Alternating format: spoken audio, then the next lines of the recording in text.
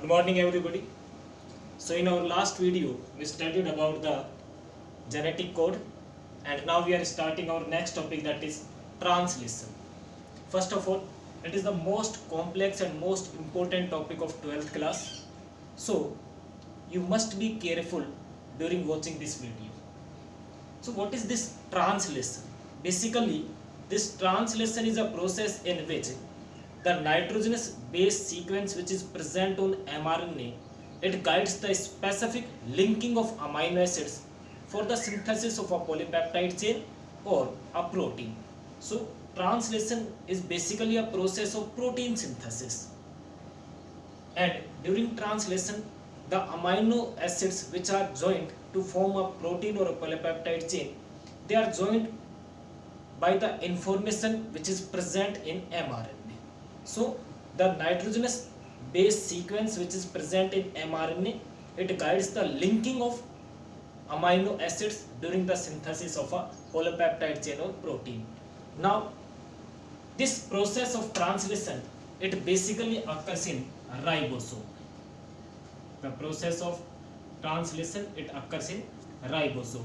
And these ribosomes, if we draw the structure of ribosome, suppose this is the mRNA and this is the smaller subunit of ribosome, and it is our larger subunit of ribosome. So these ribosomes, they have one binding site for mRNA. They have one binding site for mRNA. This is our mRNA. And they have three binding sites for tRNA. The three binding sites for tRNA are, the one site is known as the P site, the another site is known as A site, and the third site is known as the E site.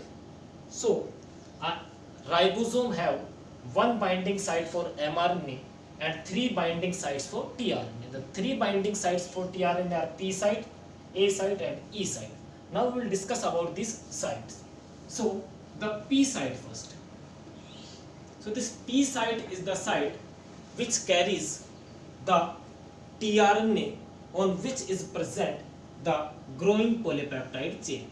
So this P site carries a tRNA, this is our tRNA, which carries the growing polypeptide chain. Next, the first tRNA which enters in the ribosome, for the first tRNA that enters in ribosome, that carries the first amino acid of polypeptide chain, it always binds at P site. So P site have two functions, that is, it carries the tRNA having growing polypeptide chain on it, and the first tRNA which enters in ribosome with first amino acid of polypeptide chain, it always binds with P site. Now the second site is our A site.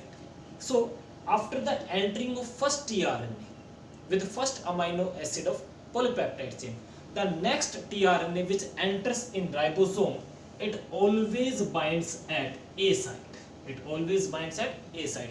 Only first tRNA with the first amino acid of polypeptide chain will bind at P site, and the next tRNA which enters in ribosome, they always binds at A site. Now the third site is E site. This E site, it always carries the discharged tRNA. It carries the discharged tRNA. Later on this discharged tRNA gets removed from the ribosome. So now we will discuss this whole process of translation. So as we know, this translation, it is a multi-step process, and the first step of this translation is, that is, activation of amino acids. Activation of amino acid. And this process, that is activation of amino acid, it is also known as amino acylation. And this amino acylation, it was asked in CBSE board exams. This question was asked in CBSE board exams. So activation of amino acids. So this, how this activation of amino acid occurs? So these amino acids, they are activated by, when these amino acids, they reacts with ATP in the presence of an enzyme, that is amino acyl tRNA synthetase. So when an amino acid, it reacts with ATP in the presence of an enzyme, that is amino acyl tRNA synthetase enzyme. It results in the formation of an complex, that is amino acid AMP, amino acid AMP enzyme complex with the release of 2 inorganic phosphate from ATP. So here the 2 inorganic phosphate gets removed from ATP. So when an amino acid reacts with ATP in the presence of an enzyme amino acyl tRNA synthetase, it results in the formation of amino acid AMP enzyme complex, and this amino acid AMP enzyme complex, it is known as the activated amino acid. So in this step we have activated the amino acid, that is the step of amino acylation. Now in second step, that is step second, the charging of tRNA occurs. So second step is our charging of tRNA.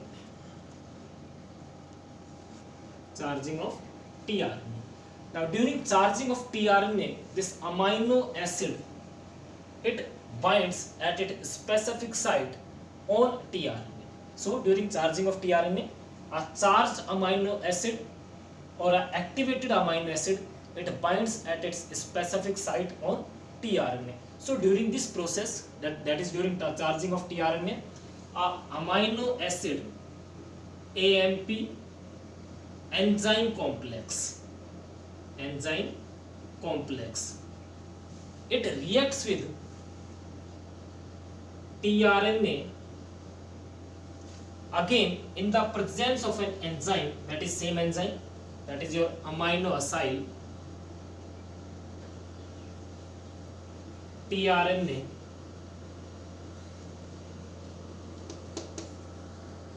So in the presence of amino acyl tRNA synthetase, it results in the formation of, I am writing here, this is step, the tRNA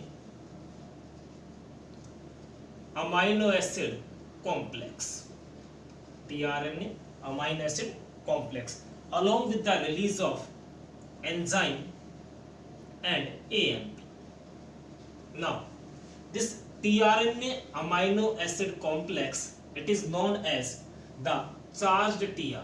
It is known as the charged tRNA. So when we studied the structure of tRNA, we have drawn it like this.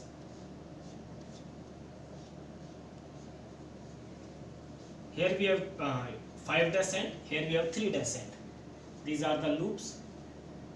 So during charging of tRNA, a specific amino acid, it binds at its specific site on tRNA. So here a amino acid gets bind, and now this tRNA, it is known as charged tRNA, and it is a complex of amino acid and tRNA. Now third step of translation is activation of ribosomes. So during activation of a ribosome, the two subunits of a ribosome, that is a larger subunit and a smaller subunit, they must be joined with each other. So this activation of ribosome, it is brought about with the help of mRNA. So this mRNA,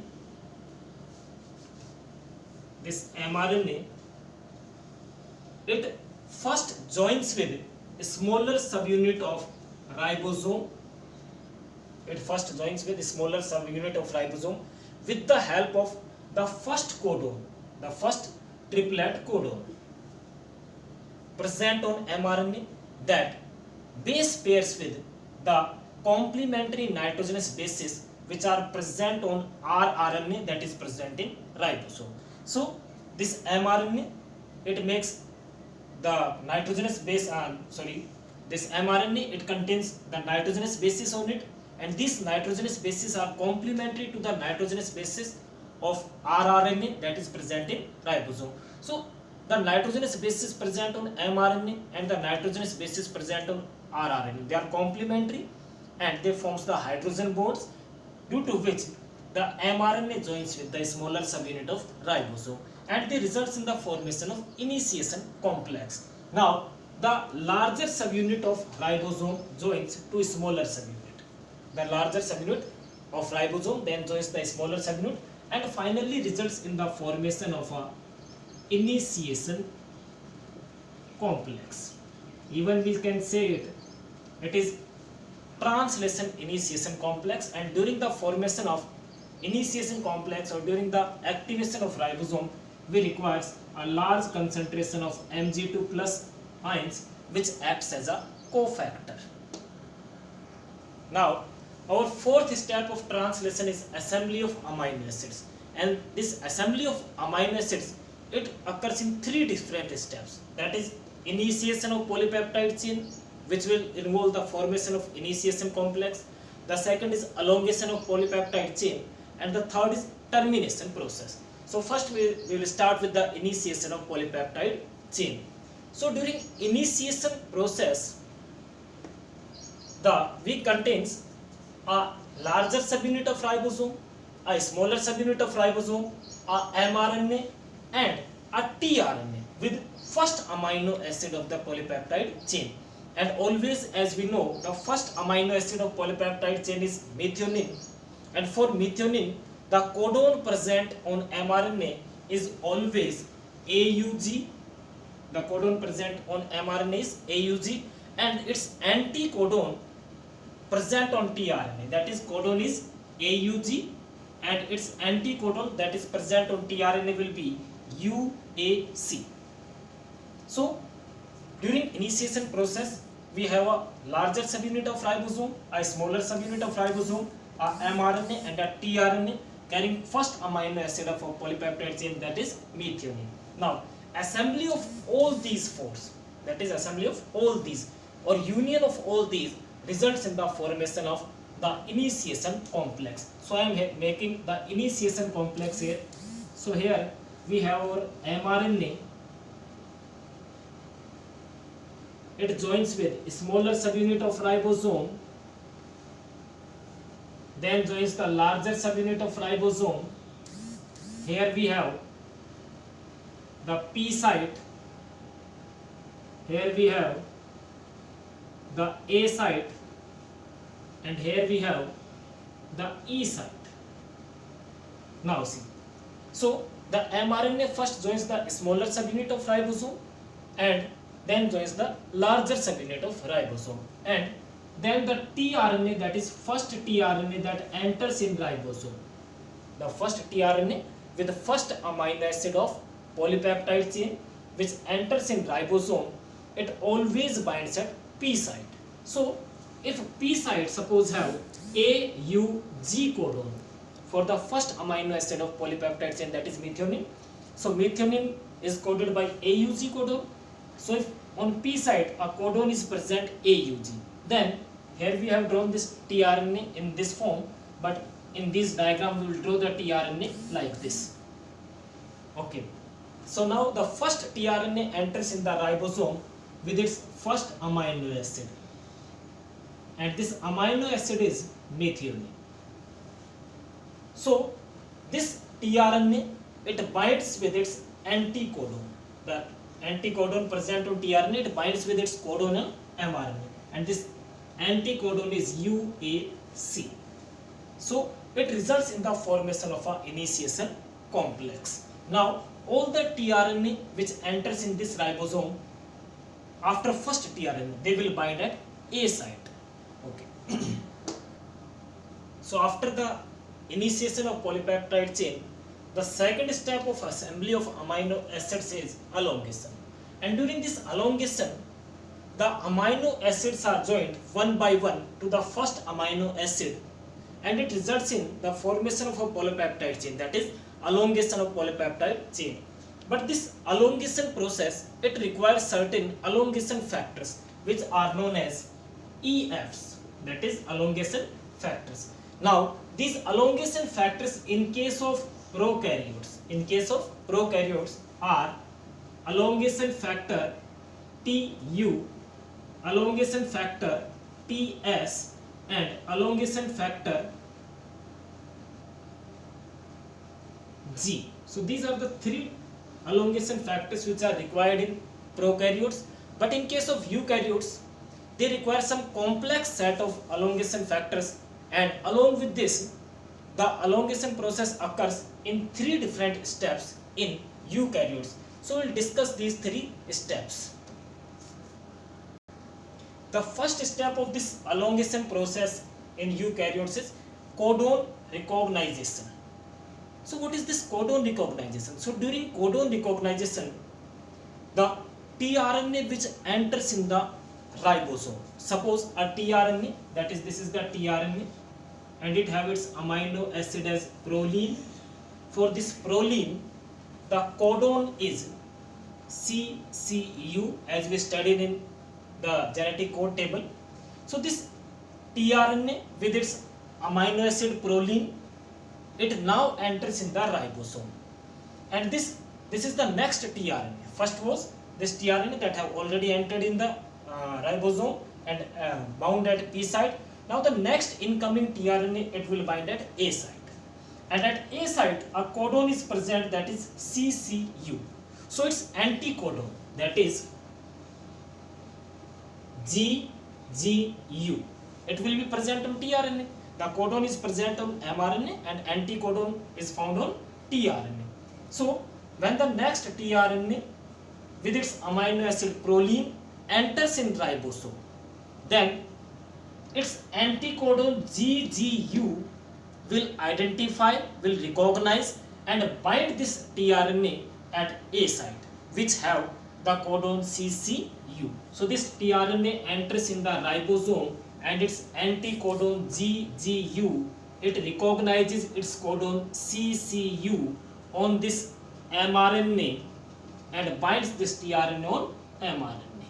So it recognizes its codon, this anticodon recognizes its codon and mRNA, that is CCU, and binds this tRNA on A site, and it carries the proline amino acid. So this process is known as codon recognition. Here the anticodon present on this tRNA have recognized its codon on mRNA. That's why this step is known as codon recognition. Now the second step of elongation is peptide bond formation. So now the amino acid, that is methionine, present at tRNA, and this tRNA present at P site. Another amino acid proline present on tRNA, that is present on A site. Now during peptide bond formation, the amino acid that is present on tRNA present at P site, and the amino acid present on tRNA that is present on A site, they joins with each other. They joins with each other through peptide bond formation. Through peptide bond formation. And this peptide bond formation, it is catalyzed by an enzyme that is known as peptidyl transferase. Peptidyl transferase. So now this linkage between this first amino acid and its tRNA gets broken down, and this methionine now moves to the tRNA present at A site. That means the tRNA present at A site now carries the dipeptide. So the tRNA that is present at A site will contain the dipeptide. So here is our methionine and here is our proline. See, and this tRNA that is present at P site, now it gets discharged. Now it is the third step of this elongation process, and the third step of elongation process is known as translocation. Translocation. Now what is this translocation? So during translocation, the dipeptide carrying tRNA which is present at A site, it have to move from A site to P site, and the discharged tRNA which is present at P site, it moves from P side to E side. So this codon which is present at P side, it now moves to E side, and the discharged tRNA, that is, it also moves from P side to E side, whereas the dipeptide carrying tRNA which was present at A side, it now moves to the P side. That is, here we have methionine and here we have proline. That means the site at A, that is A site, it again becomes vacant.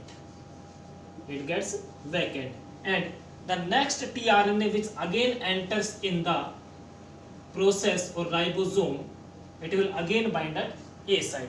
So this process gets repeated several times, and this amino acid chain, it gets longer and longer and results in the synthesis of polypeptide chain or protein chain. Now the third step of this process is termination process.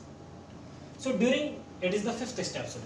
So we have completed the 4 steps. It is fifth step, that is last step, that is termination. So during termination, or at the time of termination, at P site we have the tRNA carrying the long polypeptide chain. At E site we have the discharged tRNA which gets removed from the ribosome, and A site is vacant for the incoming tRNA. Now as we know, this ribosome is moving from 5' towards 3' direction like this. So this coding region of mRNA, it gets transcribed or translated, sorry. And now at the end of coding region we have a stop codon. We have the stop codon on mRNA. It may be UAA, UGA or UAG. So this stop codon, it reaches at A site. This stop codon, it reaches at A site. That is, suppose it is UAA. So this stop codon, when it reaches at A site during translation, this stop codon, it does not bind with any of the amino acid. It does not bind with any of the amino acid, or it does not code for any amino acid, we can say. So this stop codon, it cannot be recognized by any of the tRNA, because the tRNA does not contain the anticodon for this stop codon. That's why this stop codon, when it reaches at A site, it cannot be read or recognized by any of the anticodon present on tRNA. So no tRNA binds at A site now, and the process of the translation gets terminated. Now at A site, a release factor gets bound. So here a release factor gets bind, that is RF factor. Release factor now binds at A site, and this release factor, it adds water molecule to the process, and this water molecule results in hydrolysis, and due to this hydrolysis, this polypeptide chain gets separated from the ribosome or mRNA. The mRNA also gets separated, and the 2 subunits of the ribosome also gets separated. So in this way, the termination of the translation process occurs. What happens during translation? When this ribosome moves on mRNA, it reaches to the stop codon, any one of these 3, and when this stop codon comes at A site, the stop codon, that is UAA, it does not have its anticodon on tRNA. Why? Because this stop codon does not code for any amino acid. That's why no tRNA will contain anticodon for it, and no tRNA will bind to this stop codon. So the process of translation gets terminated here. Now a release factor binds at A site. This release factor adds water molecule to this process and results in hydrolysis. This hydrolysis results in separation of this polypeptide chain from ribosome. The 2 subunits of ribosome also get separated, and mRNA also gets separated. In this way, the termination of this translation process occurs. Thank you.